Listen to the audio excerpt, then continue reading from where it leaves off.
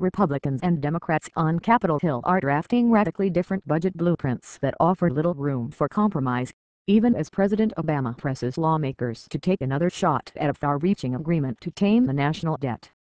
On Tuesday, House Budget Committee Chairman Paul Ryan of Wisconsin rolled out a 10-year spending plan that would revive the most controversial prescriptions from last year's GOP budget, including a partial privatization of Medicare and a repeal of the healthcare law that is Obama's signature policy achievement.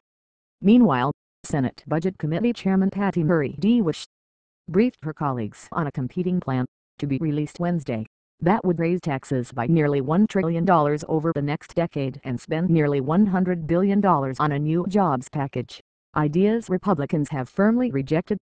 They're opening bids. But they're opening bids from 3 years ago, said Robert Bixby, executive director of the bipartisan Concord Coalition, which champions deficit reduction. The real question is, do they start the negotiation this year? It's not where they start, it's where they finish. So you can take both of these budgets with a big grain of salt.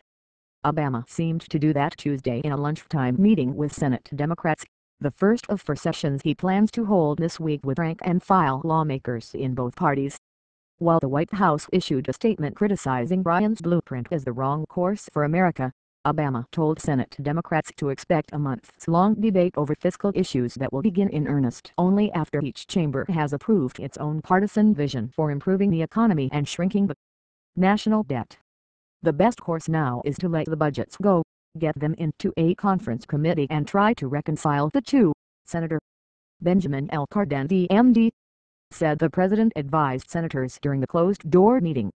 Still, the senior administration official acknowledged that the dual-link blueprints illustrate the immense challenge of trying to forge a compromise between the president and Democratic lawmakers, who insist on a big dose of new tax revenue to reduce borrowing, and Republicans, who refuse to consider any additional revenue beyond the relatively modest tax increase adopted January 1.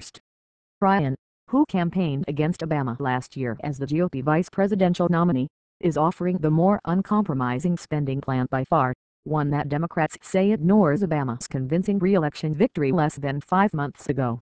In addition to repealing the president's healthcare expansion, the 91-page blueprint proposes rolling back the administration's Wall Street reforms and opening federal land to oil drilling.